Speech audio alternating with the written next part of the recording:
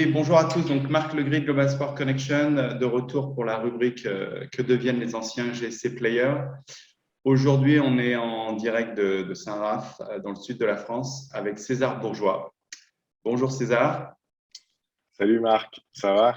Ça fait plaisir, exactement, ça va. Ça me fait plaisir de te reparler parce que, effectivement, quand je pense à toi, je pense à la toute première fois où, effectivement, on s'est rencontrés. C'était Ouais, à Boulouris, ou à Fréjus, plutôt, oui, au club de ouais, Fréjus. c'est ça, c'était C'était au club exactement. de Fréjus. C'était au Saint-Raphaël Country Club, ouais, juste à Voilà, côté. voilà. Ouais, Et parce qu'en fait, ton entraîneur m'avait appelé et en me disant, écoute, j'ai un petit jeune là qui est super, super motivé euh, et il a envie un jour d'aller aux États-Unis, mais il a envie de ne pas y aller n'importe comment et n'importe quand parce qu'il a un projet très fort. Raconte-nous un petit peu dans quel état d'esprit tu étais à ce moment-là. ouais, tout d'abord déjà, merci à toi de m'inviter. Ça me fait plaisir aussi de te parler aujourd'hui. Oui, donc c'est ça. Je passais mon bac cette année-là et je sais plus. Je crois que j'étais classé à un 6 ou à 0. Et puis j'avais vraiment cette envie d'aller aux États-Unis. Mais je voulais bien évidemment pas partir n'importe où parce que c'était important pour moi de continuer à progresser et donc de partir dans un bon environnement, etc. Et j'avais entendu parler quand même que il fallait quand même être assez sérieux sur quelle fac on choisissait. Et donc, j'avais entendu parler de toi par le biais de mon entraîneur. Et j'avais eu entendu que du bien. Et du coup, on s'est rencontrés et ça s'est plutôt bien passé. Et, Oui, euh, je me souviens être venu te voir et tu t'entraînais avec donc, les jeunes du Krebs de l'époque, qui avaient 3 4 ans de moins que toi. Et je me souviens plus ouais, du nom, mais c'était le gars qui, à l'époque, était dans les meilleurs de son année d'âge et qui avait 2 3 ans de moins que toi, je crois. Et donc, effectivement, après avoir assisté à cet entraînement-là, ça a confirmé finalement ton sérieux, ta motivation, parce que c'est vrai que des fois, il y a un décalage entre ce qu'on peut dire au départ, ouais, ce qu'on peut me dire moi, à moi, ou euh, avant de m'occuper du projet, et la réalité. Et c'est vrai que c'était important que je puisse te voir dans le cadre bien de ton sûr. entraînement, discuter vraiment avec toi, parce que derrière, ça m'aidait à me projeter pour ce qui pouvait être le mieux pour toi là-bas. Ouais, Et ouais, évidemment. voilà. Et c'est vrai que j'ai vu du sérieux, j'ai vu de la motivation, et tu as bien compris que effectivement le temps était un atout, quoi. Et c'est vrai qu'on a décidé ensemble pour que tu puisses partir directement dans un gros programme, un top 25, même mieux. Il fallait mieux, effectivement, pas partir tout de suite après ton bac, hein, c'est Ouais. ça. Et c'est pour ça que tu as fait 1 année et demie de BTS, hein, par le CNED, c'est ça? Ouais, c'est ça. Du coup, on a un peu discuté ensemble et c'est vrai que j'étais peut-être un peu short. Moi, j'ai commencé un peu sur le tard et c'est vrai que j'allais passer mon bac et si je voulais viser un top 25 ou un top 20 ou mieux, c'est vrai que j'étais encore un peu short tennistiquement et on avait décidé ensemble, puis même avec mon entourage, que c'était vraiment une bonne idée de faire un an et demi de BTS. Enfin, ça dépendait quelle fac j'allais intégrer. Il y en a qui intégraient en janvier et d'autres en septembre. Et du coup, très vite, on est parti sur cette idée de faire un an de BTS commerce international. Et ça m'a permis de faire un an vraiment de tournoi à fond, de m'entraîner à fond post-bac. Donc ça m'a permis vraiment de progresser un peu plus, je pense, et de pouvoir intégrer la fac que j'ai pu intégrer, c'est sûr. Voilà, c'est ça. C'est-à-dire, cette année et demie, elle a été bénéfique à tous les sens. Parce C'est que sûr. c'est vrai qu'on s'est revu quelques mois après quand il y avait, euh, à côté de Cannes, il y avait les gars de USC qui étaient revenus. Et c'est vrai Ouais, que voilà, cette année, en plus d'entraînement intensif en France, le fait de jouer à négatif beaucoup, bah, ça t'avait permis de développer ton jeu et d'être finalement beaucoup plus prêt à rentrer à c'est Kentucky. sûr. À rentrer à Ouais. Kentucky. Et je me souviens que Cédric, qui est devenu ton entraîneur aux États-Unis, Cédric Kaufman, est venu te voir une première fois, puis après une deuxième fois. Il y avait un petit peu il voulait voir l'évolution, il voulait être sûr que effectivement tu allais bien, tu allais être un bon fit, quoi. Ouais, ouais, ouais, exactement. Il est venu une première fois. Il m'a vu jouer et il m'a dit que ouais, il allait voir comment je me développais un petit peu. Et puis on s'est revu une deuxième fois. Et puis là, ça s'est fait assez vite. Moi, j'avais vraiment envie d'aller là-bas parce que j'avais vu quand même qu'il y avait pas mal de joueurs français qui avaient bien progressé là-bas aussi. Et puis je me suis bien entendu avec Cédric et finalement c'était un super choix d'avoir pu attendre cette année et demie avec le BTS parce que ça m'a permis d'intégrer une équipe qui au final a longtemps été dans le top 10. Enfin, moi quand je suis arrivé on était plus top 20 et du coup j'étais extrêmement content. Ouais. Et alors, dans quel état d'esprit tu arrives? Parce que faut quand même expliquer que tu arrives par la toute petite porte. C'est-à-dire, Ouais, c'est clair. aucune finalement, même si on n'est jamais sûr de rien, mais tu étais plutôt top 8, top 9 au début, avec pas Ouais, sûr de même jouer, enfin, voilà. ouais, c'est clair. Même il me l'avait clairement dit. Je savais que c'était très fort. Moi, c'était aussi mon choix. Je m'en sentais capable. Je pensais que c'était possible pour moi, même si au classement, à ce moment-là, je n'étais pas encore. J'étais pas comme beaucoup sont partis à Oui. -4 ou à -15. Moi, je suis parti, j'étais à 0. Donc, ouais, je suis parti dans le bas de l'équipe. C'est vrai que c'était pas forcément évident au début. Parce que quand tu joues pas, c'est vrai que ça met toujours un petit coup au moral. Mais moi, ça m'a donné vraiment envie de progresser encore plus de détermination. Et chaque année, j'ai avancé dans cette hiérarchie pour finir finalement plutôt plus haut que même je l'espérais ou Ouais. beaucoup de personnes auraient pu l'imaginer. Oui, oui, Donc c'est vrai. ouais, très, très, très content. Et finalement, ça s'est très bien passé pour moi. Mais c'est sûr que je suis arrivé par la petite porte là-bas. J'étais carrément, on peut dire, le premier semestre, j'étais 9 ou 10, quoi. Ouais, Tu portais les sacs, quoi, comme on dit. ouais, c'est ça, les bouteilles. Là. Non, mais c'est vrai que voilà, et petit à petit, tu as fait quelques matchs en 6. Après, c'est vraiment en fait l'exemple un peu d'un Américain, en fait. Parce que les Américains, ils sont prêts à ça. Ils arrivent, Ouais, ce qui est important, c'est de faire partie de l'université et après, ils essayent de jouer. Et c'est ouais, vrai que ton parcours est remarquable dans le sens que tu t'es mis un peu dans la peau d'un Américain. D'ailleurs, tu l'es quelque part, hein, ouais, c'est vrai. voilà, J'ai la nationalité, je suis né là-bas. Ouais. voilà, même si tu n'y as pas vécu. Et donc, en fait, ce côté, je fais partie d'un groupe, déjà, c'est ça qui compte. Et après, j'essaie de faire ma place et je suis prêt à ça, à attendre, à être patient. Et c'est vrai que c'est rare hein, en France Ouais, d'avoir ce genre de parcours-là parce que forcément, c'est un sport individuel où on joue, c'est nous qui décidons quand on fait un tournoi. Et là, on se retrouve à vraiment être dans une équipe avec ce statut de titulaire et de remplaçant. Et, et justement, comment toi, tu voyais les choses au début, chaque semaine? Parce que c'est vrai que même si on, le, on est prêt à ça, bah, quand on le vit, c'est un petit peu différent, quoi. ouais. Non, c'est vrai, je m'étais quand même mentalisé, j'étais prêt à ça, mais c'est vrai que quand même, de le vivre, c'est différent. Le premier semestre a quand même été assez compliqué, parce que en plus de la barrière de la langue, et puis il faut quand même avouer que quand tu es un grand joueur, enfin, quand tu es une grosse recrue, euh, tes coéquipiers t'aident un peu plus ou machin. Quand tu es une petite recrue, c'est quand même toujours un petit peu plus difficile, il faut quand même l'avouer. Donc c'est vrai que un peu tout. J'ai eu un peu de temps à m'adapter. J'ai mis un peu de temps. Donc le premier semestre n'a pas été évident, mais je pense que j'ai eu un bon déclic ma deuxième année. Parce qu'en plus, je suis arrivé en janvier aussi. Il Oui, faut dire oui, que, enfin, moi, je trouve que c'est vrai que c'est pas évident d'arriver en janvier parce que tu as déjà tous les mecs qui se connaissent. T'as pas le fall aussi pour voir un peu ce que c'est. Parce qu'en plus, college tennis, c'est vrai que c'est très différent du tennis qu'on peut connaître en France. Euh, donc c'est vrai qu'au début, j'étais un peu perdu dans tout ça. Mais à partir de la deuxième année, j'ai commencé à vraiment me sentir bien. J'ai commencé à jouer en double ACO, j'étais en double 1, ça m'a donné beaucoup de confiance. oui, c'est important. Je me suis classé assez haut dans le pays et je me disais si je peux le faire en double, il n'y a pas de raison que je ne puisse pas le faire en simple. Et après, comme tu le dis, ben là, j'ai eu quelques opportunités de jouer en simple. Et c'est venu petit à petit. Et puis, crescendo, j'ai pris de plus en plus confiance en moi.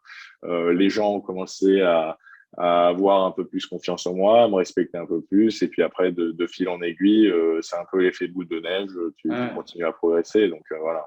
Parce que tu termines, bon, classement français, actuellement, tu es -15, mais au niveau universitaire, Ouais. tu as obtenu un classement en double très haut et en simple aussi.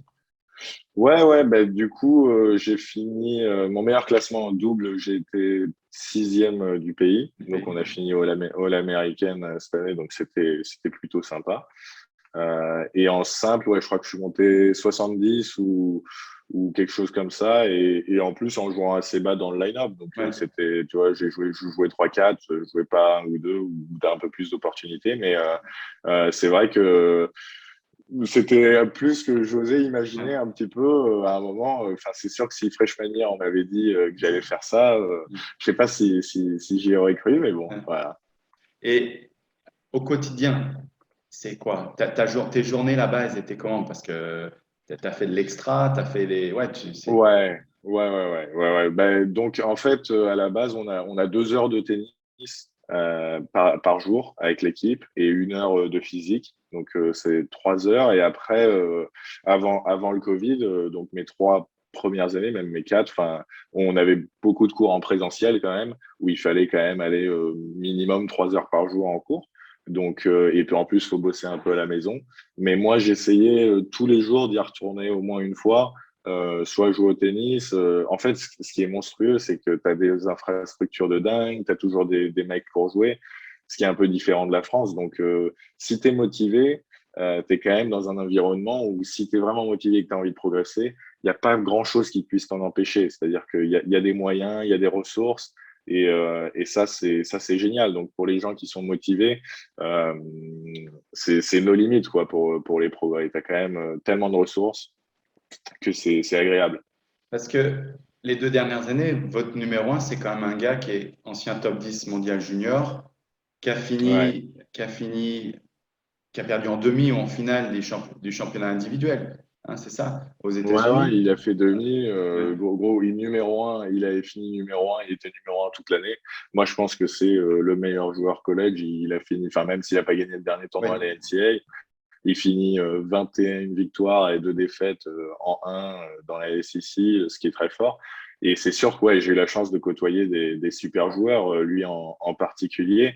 Euh, Chaque année, il y avait un mec qui jouait 400 mondial dans mon équipe, c'est sûr. Enfin, lui, il joue facile Ouais. 400. Il a déjà battu pas mal de mecs 200, 300.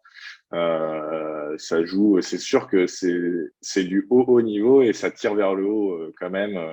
Ça, c'est clair et net. Donc là, tu as obtenu ton. Donc là, tu as fini, hein, parce que voilà, Ouais, donc maintenant, tu es retour en France. Tu as obtenu donc, le bachelor, même. ouais, c'est Et ça. quelle filière finalement tu as, Donc, là-bas? j'ai un bachelor en business marketing. D'accord. Voilà. OK.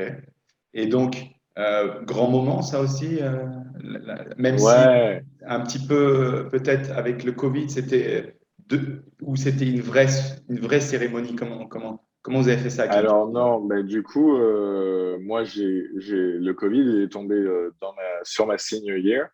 Et du coup, je suis rentré en France, évidemment, en mars pour le confinement. Et du coup, il n'y a pas eu de cérémonie, rien du tout. Moi, j'ai eu mon diplôme. Mais finalement, vu que j'y suis retourné pour faire ma 5e année, grâce à l'éligibilité qu'a donnée la NCA pour le Covid, et ben, ils m'ont collé sur la cérémonie de D'accord, cette année. d'accord, Et du coup, c'est génial. J'ai eu ouais, ma cérémonie, d'accord. etc. Bon, le seul petit goût amer, mes parents n'ont pas pu venir à Ouais, cause, enfin, il y avait toujours ouais. les Interdiction d'y restrictions, aller. mais bon, c'était quand même super. C'était un grand moment. J'ai pu faire quelques photos, etc. C'était très sympa. D'accord. Et là, tu me disais en off qu'effectivement, tu es revenu en France, tu es retourné avec ton entraîneur. Enfin, Ouais. ce que tu avais fait à chaque été que tu rentrais, il y avait des liens, il y a des choses entre Cédric, lui, il y a des choses qui sont restées comme ça. Ouais, bah, chaque été, en fait, l'été, c'est quand même hyper important aussi. Il y en a de temps en temps qui se la coule douce mais à mon avis, c'est le moment où il faut vraiment mettre un coup de collier si tu veux aussi monter dans l'équipe, etc. Et moi, chaque été ou même chaque hiver, je rentrais m'entraîner avec mon entraîneur. Je faisais pas mal de tournois français. J'ai essayé de faire quelques futurs même de temps en temps. Et du coup, c'est vrai qu'il y avait quand même un travail en continu. Et ça m'a beaucoup aidé. Et maintenant, j'ai fini depuis juin, du coup, la fac là. Et ouais, je m'entraîne avec lui D'accord. à Saint-Raphaël. Et le programme, du coup, alors le retour à, on va dire, une vie enfin, plus semi-pro, pro, enfin, avec objectif, c'est quoi tes objectifs là, finalement, ton plan de un petit peu des mois Bah là, qui viennent. je me donne 2, 3 ans Ouais, pour jouer à fond. C'est d'accord. vraiment ce que j'ai envie de faire, ce que j'avais envie de faire depuis toujours. Et du coup, là, j'ai commencé. Malheureusement, bon, bah, je me suis blessé là en juin. Donc là, ça fait 2 mois et demi, malheureusement, mais je pense que c'est bientôt fini. Ouais, Et voilà, donc le but, c'est d'essayer de faire un maximum de futurs, essayer de monter le plus haut possible. Voilà. d'accord.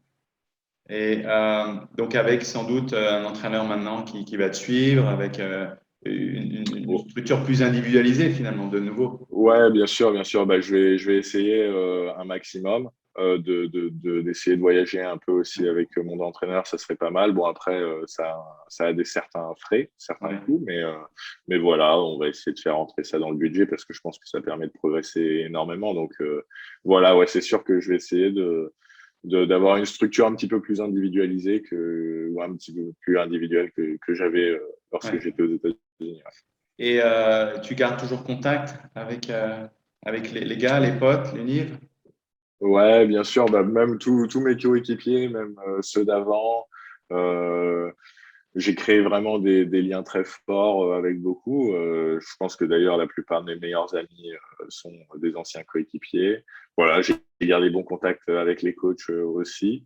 Et, euh, et bien sûr, ouais, je pense qu'il y a moyen que j'y retourne aussi de temps en temps. On Oui, il y a verra peut-être des comment sessions, ça se passe. ouais, des petites sessions d'entraînement là-bas, des tournois Ouais, quand il y a des futurs aux États-Unis. Ouais. D'accord. c'est sûr, c'est sûr. Et qu'est-ce que tu voudrais donner comme conseil là pour terminer notre discussion aux jeunes sur, voilà, sur cette expérience, sur aujourd'hui, ce que tu en retires et voilà. Ouais, bah, le conseil le plus important, je pense, c'est comme on l'a évoqué un petit peu au début de cet échange, c'est vraiment de bien choisir au début où on va. Parce que c'est vrai que moi, j'ai déjà entendu pas mal de personnes ou d'amis qui sont allés dans des endroits qui leur plaisaient peut-être un peu moins. Et du coup, je pense que vraiment, l'endroit est hyper important et il faut vraiment bien choisir. C'est pour ça que nous, on a bien choisi. Pour moi, c'était. Enfin, après, il y a des environnements qui conviennent plus à Oui, d'autres, moins à tout à d'autres. fait. Donc ça, je pense que c'est très très important. Et donc voilà, ouais, je pense que le choix au départ est très important, très important. Donc vraiment, y passer du temps et pas lésiner sur bien approfondir le choix, je pense, comme on l'a D'accord, fait ensemble. d'accord, très bien. Et une petite dernière question. Euh, quelle est la personne qui a été au cours de tes années là-bas, quelle est la personne qui a été la plus importante pour toi, à ton sens? Moi, je pense quand même que c'est Cédric, l'entraîneur, qui est français.